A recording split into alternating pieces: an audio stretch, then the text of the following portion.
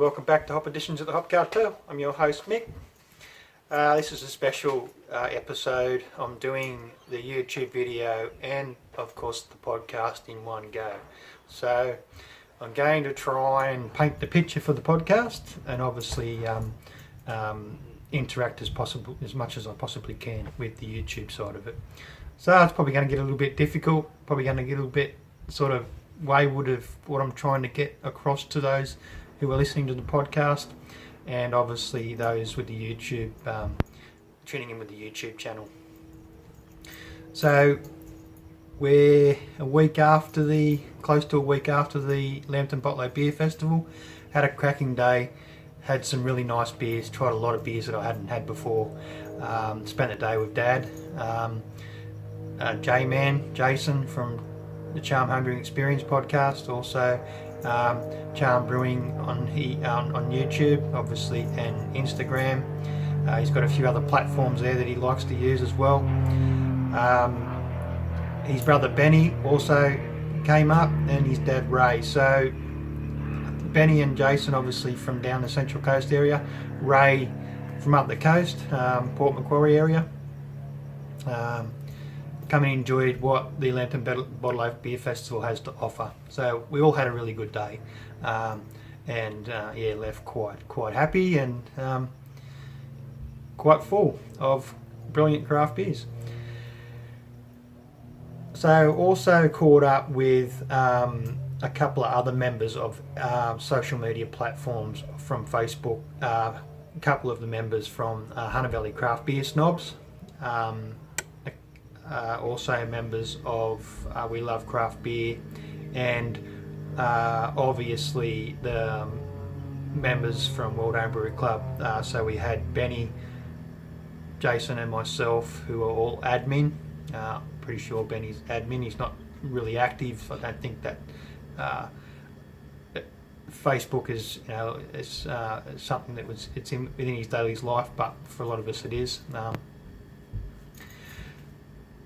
We had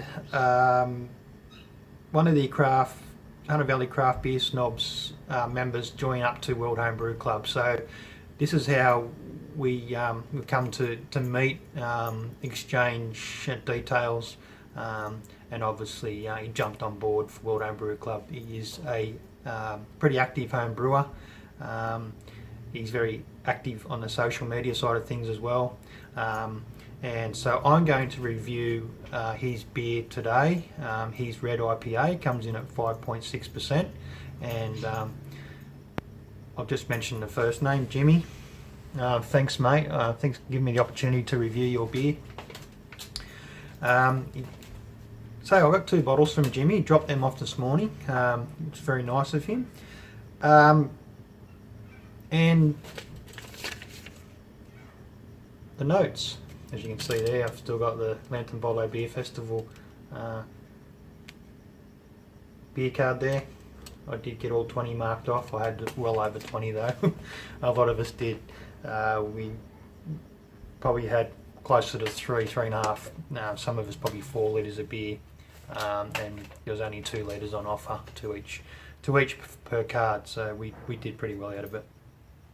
A lot of those reps don't like to take the stock home. They like to get rid of it. Makes for a light trip home if they can get rid of as much as possible.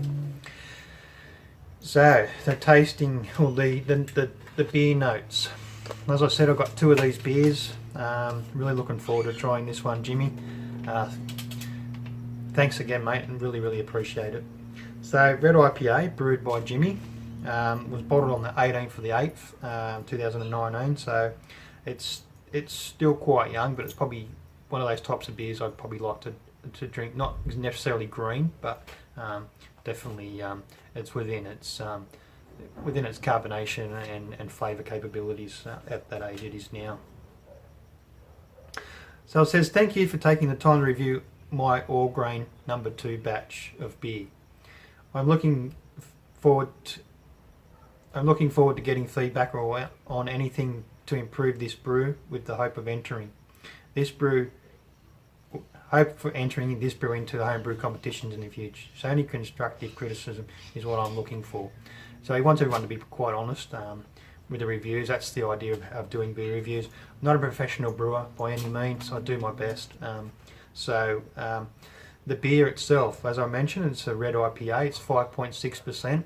I think he mentioned this morning when we had a bit of a chat. I wish I could have chatted longer, but they were off to the Hunter Valley to enjoy some of the local breweries up there, Hope and Potters, probably a couple of other ones up that way you'd like to indulge in. Ironbark Hill, obviously, yes.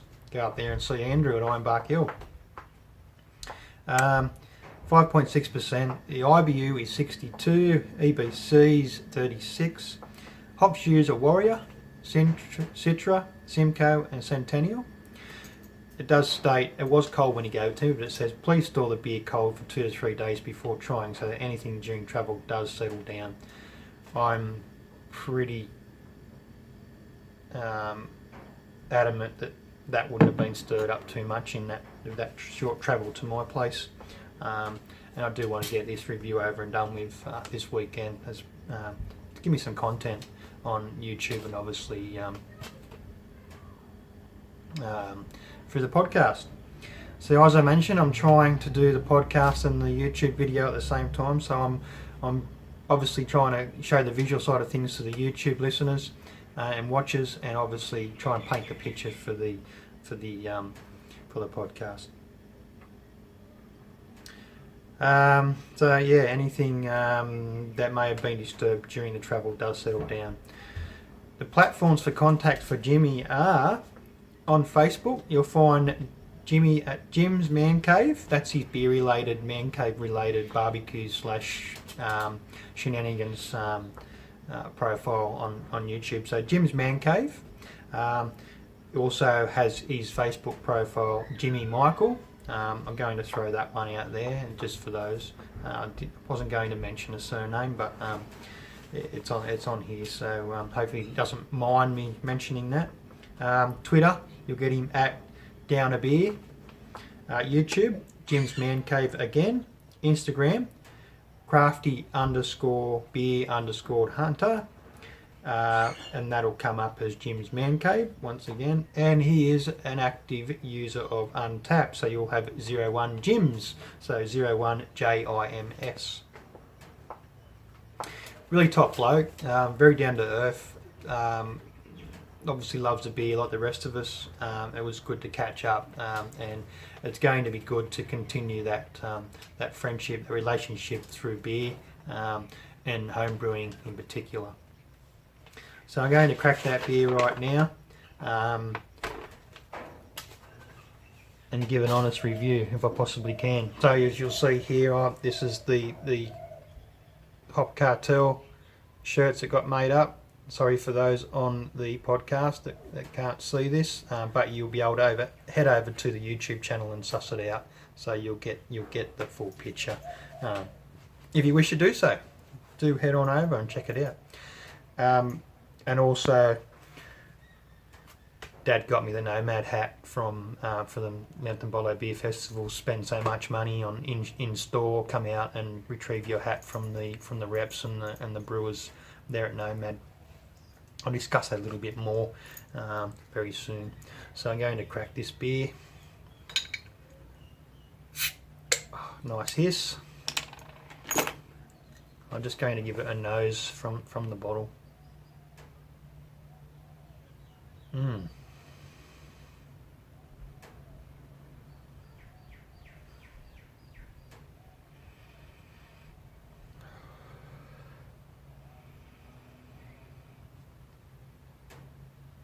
Getting that red IPA aroma on the nose from the bottle. Okay, the pour. This is one of my more favourite glasses to use. A little bit left field, weird shape.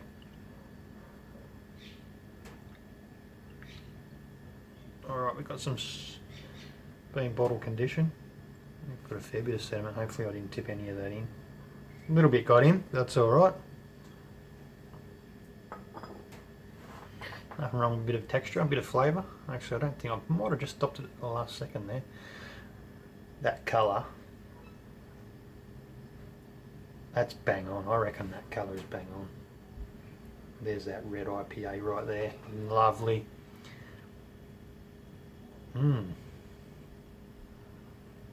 Yes, plenty of caramel. Getting that caramel sort of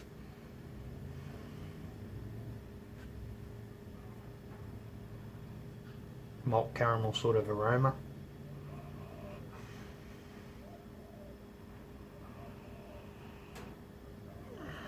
Just getting a hint of those hops off the back, but these red IPAs are more about the malt profile, I think, the colour and the malt profile, obviously.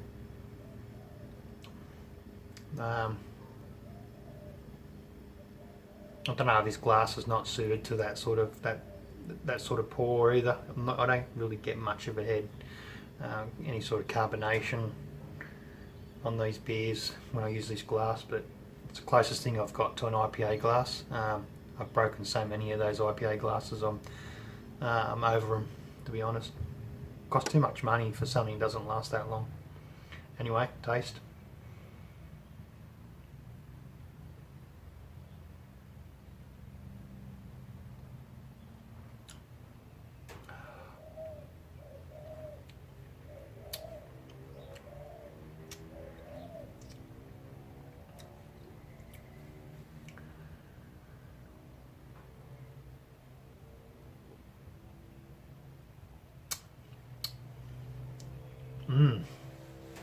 That second sip was, no one's telling all the story.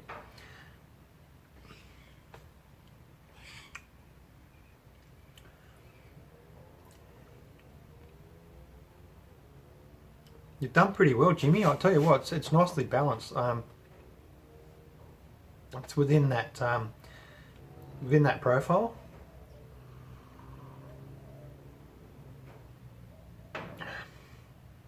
Not really picking up the true colour on camera. A lot of beers don't.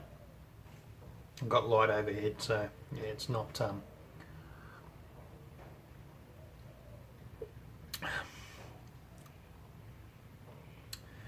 Definitely getting the Warrior.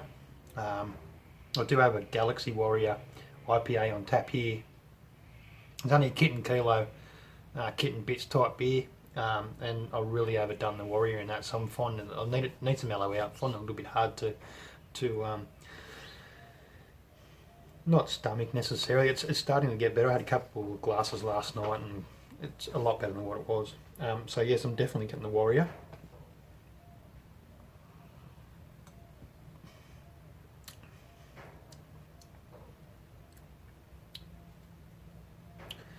That malt, oh, I really like it. I really like that red IPA sort of malt profile. Touch of Simcoe there, the balance, the tweak. I guess I'm getting between the Centennial and the Citra. They work so well together, the Centennial Citra. I like a lot of the sea hops. They work quite well together.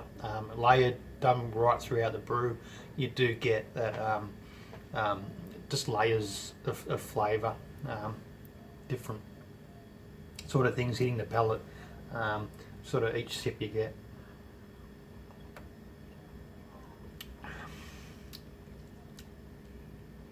Damn, I'd be happy with that. Honestly, Jimmy, I think you've done well, like you mentioned with the BJCP this morning. It's slightly outside of that standard for the red IPA. I wouldn't say that. I've had some that, you know, if it's competition, yeah, I can understand where you need to get the spot on, but so many breweries are releasing beers like this, and others that they don't sit within those guidelines due to the fact that they don't have to. So it's a tough gig getting into the competition side of things, but for honest feedback, even if you put it into a different class, you'd probably get some sort of feedback saying that it should have been up with the red IPAs or a similar class in the BJCP. So the judges can get it wrong as well. That is pretty good, man. I honestly, hats off. That's a bit shiny there, but put it back on. Yeah, definitely. It's a pretty good start. Can only get better from here. But I was honest with you and say I reckon I would like it. I'll be straight up front with you.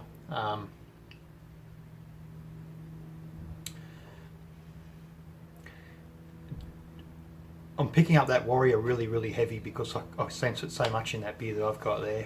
This is not as heavy as what it was in mine, but it's the first sort of hop that you get. I'm guessing you've listed that Warrior at the top of your list of the hops that you use. You probably use that for bittering.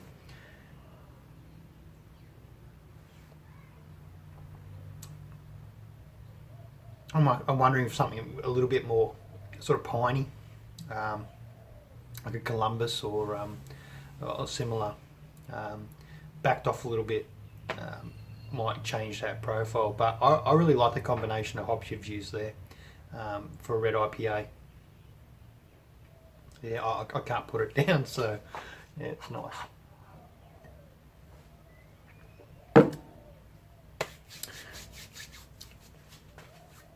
Two thumbs up. Yeah, I don't know what much more you want to change about that, except for trying to get your figures within that guide, those guidelines, like you said you wanted to do. That leads me on to I've sent someone a message just recently. They finished up their day job yesterday, Friday was their last day. They're starting a venture. Excuse me. They're starting up a new venture. It's not a new idea by any means, but they're starting out now. So they've obviously got focused after finishing their day job, focused on getting this venture, this business off the ground. So the business I'm talking about, or the venture, is mail order beer orders, craft beer orders, and is local to Newcastle, Lake Macquarie area. Setting up the warehouse down the coast a little bit. I'm going to catch up with him at the warehouse, so I'm going to head on down there. I'm going to do a podcast with him. The guy's name is Evan, I think it was, and we've had a few messages back and forth. He's quite excited. I'm very excited as well, because I want to get to know a lot more people through the industry, and pick up my skills and practice makes perfect. Get these podcasts happening in a more professional manner. Get out to some more breweries. I really want to concentrate around the home brewing side of it. I want to catch up with a lot more Newcastle home brewers, chat to them and find out where they want to head with the brewing, whether it's just something they do to save money. Don't save money home brewing, but a lot do. Whether they want to head in a professional way towards being starting up a brewery, or being a brewery worker, or they are a brewery worker and they brew their own style of beers in their own time. So Evan is, assuming I've got that right, starting up this venture. It's been in the pipeline for a little bit. I've been following it very closely. I've been following a few others very closely as well, and I'm very keen on catching up with a lot of those. Might be a little bit of travel involved in this, and I think if it goes the right way, then yeah, I'm always willing to travel.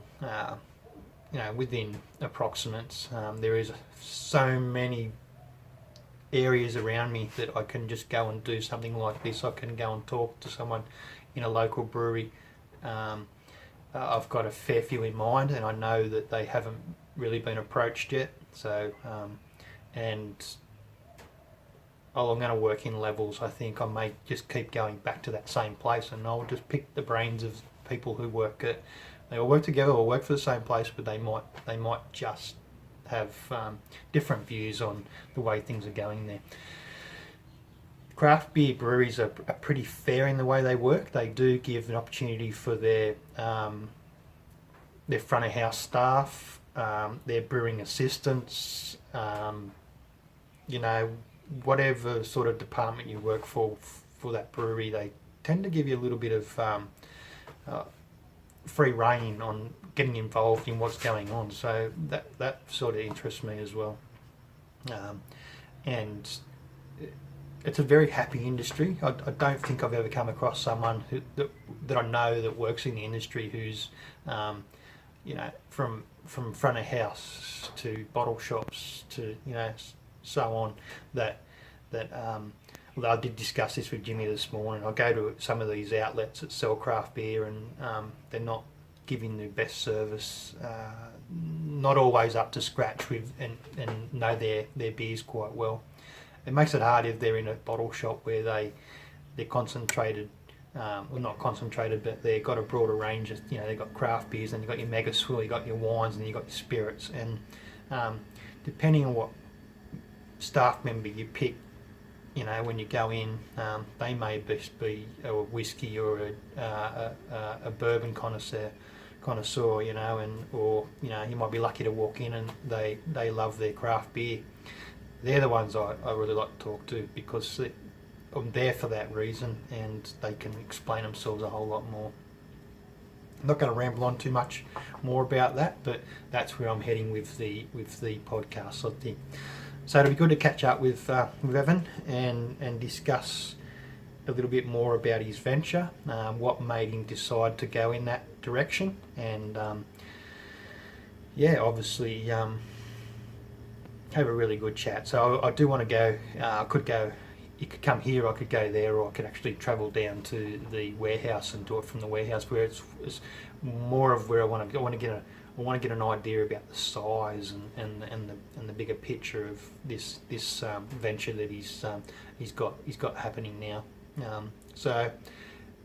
Yesterday probably couldn't come fast enough, getting away from a 9-to-5 job, so to speak, and heading into something. It's going to be a lot of hard work, I can understand that, but heading into something that you probably love doing more than anything in the world.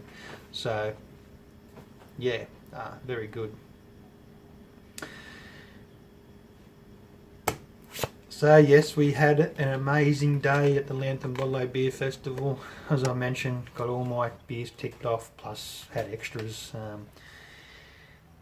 I just kept finding myself going back to the Powder Day by Nomad Brewing. Look, I can be honest and say that I've not had a lot of good stuff from Nomad. Their core range has left a lot of people a little bit tainted on the palate. But in saying that, I honestly, just excuse me for a second while I get into the fridge.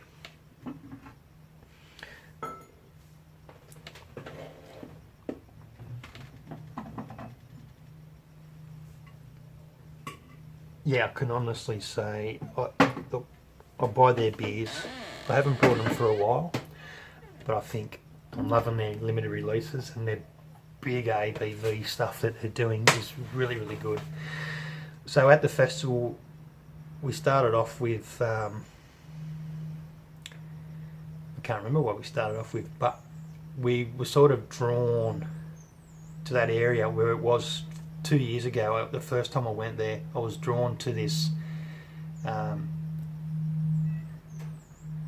Kirau or something from New Zealand. I can't pronounce it. I never could. No, I never get it right. But they had this really heavy 15 point something, 16% stout, like a syrupy, thick fruitcake, sort of brandy, just explosion of flavours that come with that beer. And it was in that area. So when you first walk in, last year I was drawn to the same area because I'm like, oh, maybe they're going to be there again. But they 3 years in a row, they've tended to set someone up in that area of the festival where they've had some really good beers. Maybe it's just luck, or maybe there's a sign about the beers that are sort of positioned in that area of the festival. So we started off with let's say we started off with the Nomad, and we started off with the collaboration Nomad and brewery collaboration, the Sticky Handshake, and it was a big sort of raisins, Christmas pudding, type beer, and it was very, very, very, very alcoholic. Like it was very like just was all alcohol, but it layered quite well, and it had that sort of, it was chewy, it was breathtaking sort of, and so many layers of flavour within that beer. And it's similar to the other one which was right next to it, also by Nomad, Powder Day double milk stout. So it's infused with coconut and cocoa. Has coconut, toasted coconut and cocoa nibs. It's snowing coconut in this delicious double milk stout, rich, creamy and infused with cocoa nibs and coconut. Powder Day will transport you to a wonderful snowy place with the crunch of that soft powder underfoot and the warmth of the crackling open fire. Take a sip and let it snow. There are no friends on Powder Day. And I'll tell you what, to have to share that can with someone, that would take on that meaning for me, that quote, there are no friends on Powder Day. That's right, no friend's ever going to get to have any of this with me. You'd have to be pretty special, and you'd probably have to be touching me the right way, and that's probably bringing me more beer. But yeah, it's a cracking stout. I don't know if you can see that properly there, and I'm digging the label, and I really am. I think this is quite similar to the beer from Stone and Wood, Counterculture, which was their French toast stout. What was it? It'd be rude not to. It was really nice, that one, and I call that a campfire stout. I'm calling this a campfire stout. This is along those dessert sort of pastry stout type things, which is a lot like the sticky handshake as well. It's more of a pastry stout dessert, one that you want to have it around the campfire. So that beer's going back into the fridge. I do have two here, and I thought they weren't going to be here when I got home, Jimmy. You said you were coming to get them, but maybe the photo of the dog scared you off. I don't know. But yeah, Nomad. I'm back on the Nomad train, especially with that. Now they're a little bit exy, a little bit pricey, but man, the way it drinks, just the way it makes you feel, it's probably worth the money. I didn't pay for those ones. Dad did, hence how we got the hat. And what can I say? Two very, very nice beers from Nomad. One being the collab, the other one being theirs 100%. So I'm getting a bit thirsty.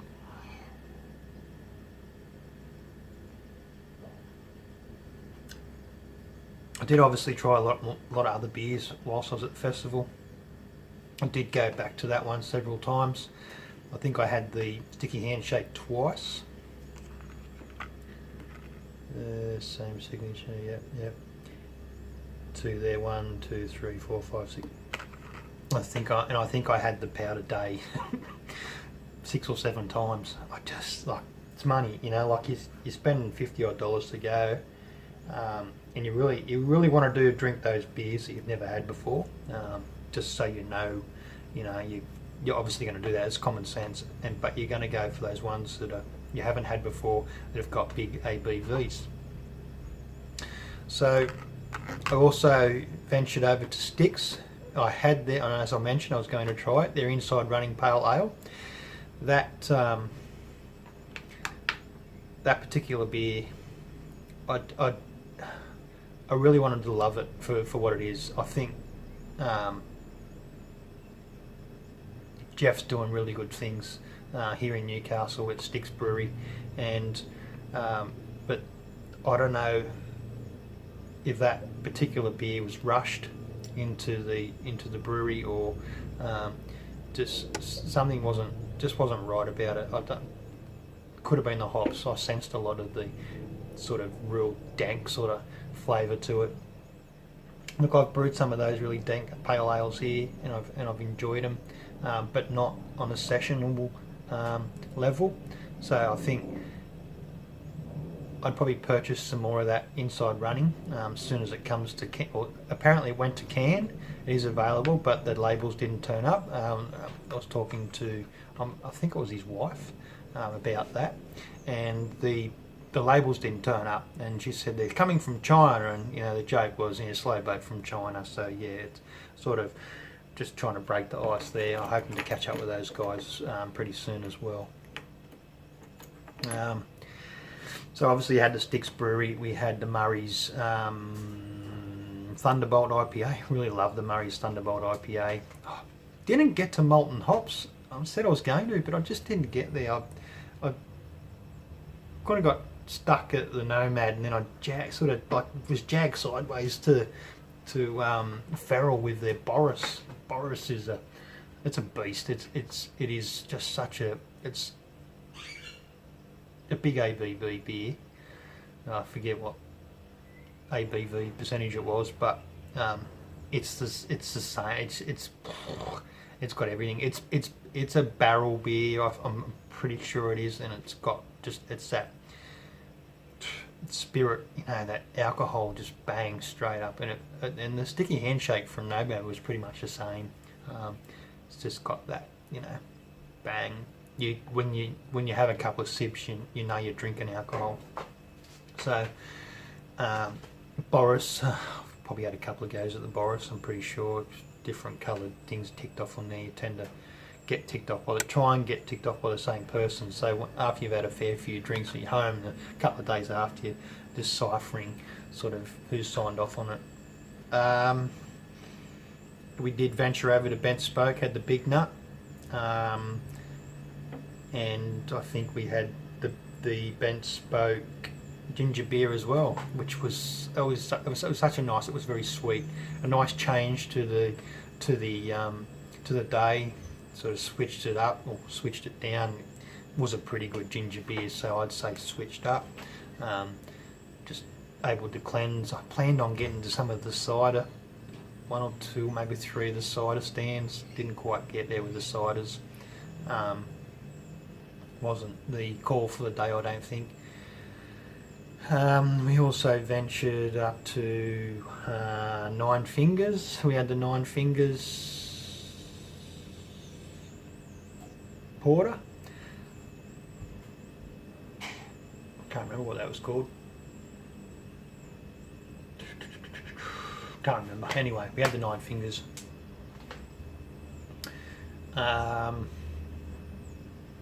As mentioned, more brewing didn't turn up. Really disappointed there. Welder's Dog didn't turn up. Jimmy, hope you enjoy that wheat ale, mate. It's a pretty good session beer. I could easily stop. You got to get water back into you somehow, and there's plenty of water in beer. Didn't see a lot of that. I'm maybe thinking there was more than 2 that didn't actually show up. So anyway, it was a pretty good day, and we 4 o'clock hit the dot, 12 till 4 hour session, and our lift turned up, and we did go into the shop. It was always a detour into the shop. Picked up what we wanted. I didn't actually get to spend any money because it's just, basically Dad's dragged me out. No, I've got your beer, let's go. So off we went. Foghorn. I did have Foghorns. I had the Young American IPA. I didn't get to Dayton's for the Daisy. I'm spewing about that. I still haven't tried the Daisy, so I don't know. I didn't think much of the Hazy either, so maybe the Daisy's better, but I might get some. Yeah. Pirate Life. I can't remember if I hit Pirate Life or not, but anyway.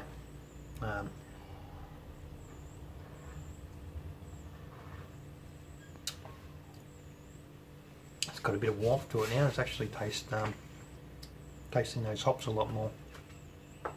So I'm now getting the Centennial, Simcoe and the Citra, and that Warrior's sort of gone away. Um, Damn, man, I can't remember. I don't know. Who else did I try? I can't, honestly, I think I found myself just sort of floating around those ones that um, on first sip really tickled my fancy. Can't wait till next year. I've got a bit of a thought. So it's not going to be as enjoyable, I don't think, to do it this way, but I might approach Danielle and Sharon and see whether we can sort of pick a corner somewhere and do a podcast from the actual festival. Just sort of drag people in by the scruff of the neck and sit them down. I don't know. I'm pretty sure we'll get the opportunity to sort of 1 or 2 minutes with sort of maybe reps or brewers, and maybe get some patrons to jump in the booth and have a chat with us, get their thoughts on the day, what they've had so far. Going to get a lot of sort of drunken talk I should say, but that's all fun. Try and sort of maybe get a corner, an area where we're away from the live entertainment this year. I found was a little bit over the top. The music selection was good. He does a great job, but it was very loud when you were right there. So you sort of, when you look back over the crowd, you're seeing a lot of them were sort of standing, and it's probably where he was set up, so he was away from where the sort of the marquees were. But sort of. There was sort of people that were sort of like, oh, it's right, I'm trying to have a chat and talk about something. You basically got to stick your tongue in the person next to your ear because they can't hear. So it was very welcoming for it's funny. A couple of people I was hanging around with said, oh God, I'm glad he stopped for a break because we can sort of talk about certain things. Great entertainer. But we're not there to sing and dance, so I think I've pretty much covered everything. I will actually do a slipping away. Sorry about that. We'll actually do another review.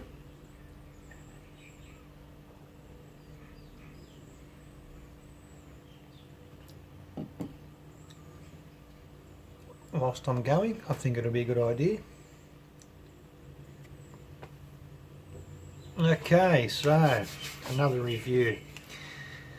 So for those who attended the Lambton Bolo Beer Festival, it's probably announced towards the end, but there was a bit of a last minute surprise for a lot of those who attended. So for those that follow me, who watch YouTube, listen to the podcast, follow what's happening on some of the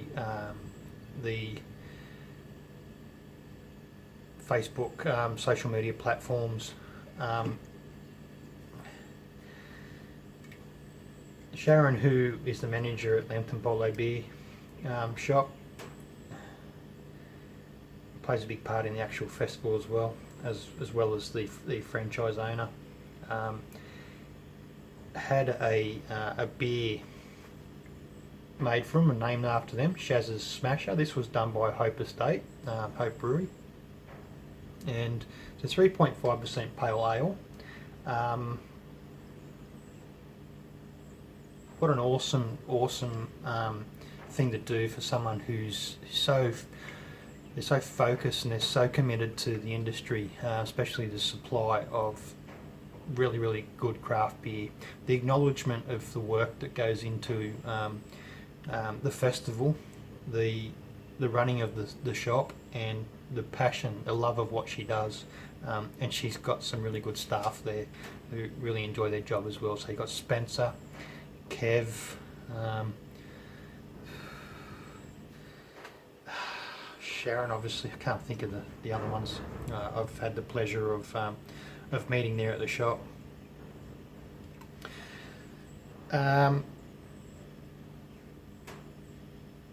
Doesn't actually say much more on there, so it's going to be probably pretty hard coming off having Jimmy's Red IPA going on to this, but I just forgot I had it in the fridge, so I was going to do another beer review, but why not do Shaz's Smasher? I did affectionately, or I shouldn't say affectionately, but I renamed this beer. I'm not going to mention what I named it, but let's give it a crack. Once again, for those who are listening on the podcast, you can head over to YouTube and catch me on YouTube, Hop Cartel at Home. Haven't done much on there. I'm trying to get as many beer reviews as I can on there at the moment, but yeah, not doing many at all. So we've been going on for about 40 minutes now, which is a bit long for a YouTube video, but anyway, it's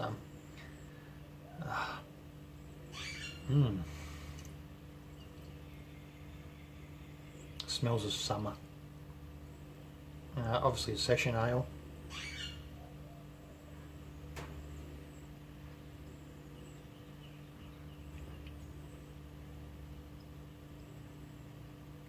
Getting some sort of fruity, sort of limey, sort of, lychee and stone fruit, and oh man, that's got some good aroma. That colour.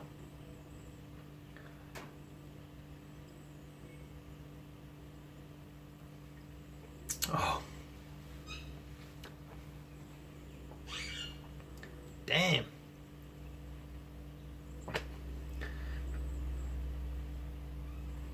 Might have to throw some of that in between the Walter's Dog wheat ales.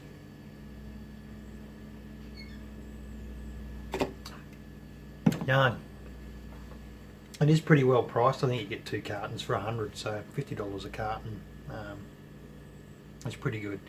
It's probably, I don't know what date that the sale finishes, but they're running the 15% off for all beers showcased at the Lambton Polo Beer Festival in store at Lambton Botlo, and all those beers that were on offer showcased at the Lambton Botlo Beer Festival will be available 15% off 4-packs or 15% off singles. I don't know how it works, but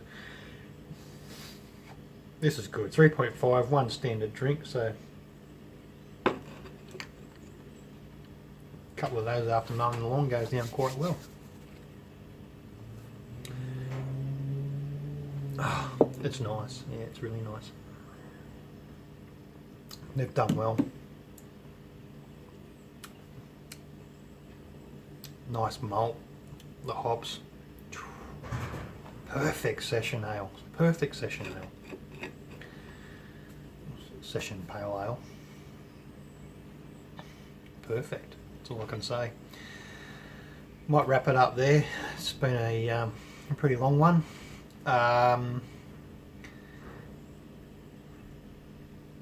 Plans for up and coming episodes for YouTube and the podcast.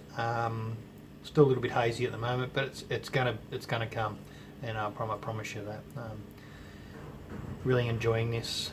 Really enjoyed the one that I've done with J-Man, although we lost a bit of the footage and stuff, and things didn't go as planned. Well, wasn't planned. I just said let's just turn up and we'll go raw uncut, and that's pretty much how podcasts and that happen. You can plan a lot of podcasts, you can have your list of questions and certain things you want answered and things you want to talk about, but most of the time the best ones are pretty much raw and uncut, and you just sort of talk about things as you go. Sidetracked and all things happen, but it just depends on the person and how they're feeling on the day, what spikes their interest, I guess. Cheers. Thanks for watching. Podcasters, listeners, thanks for tuning in. I'll catch you on the next one.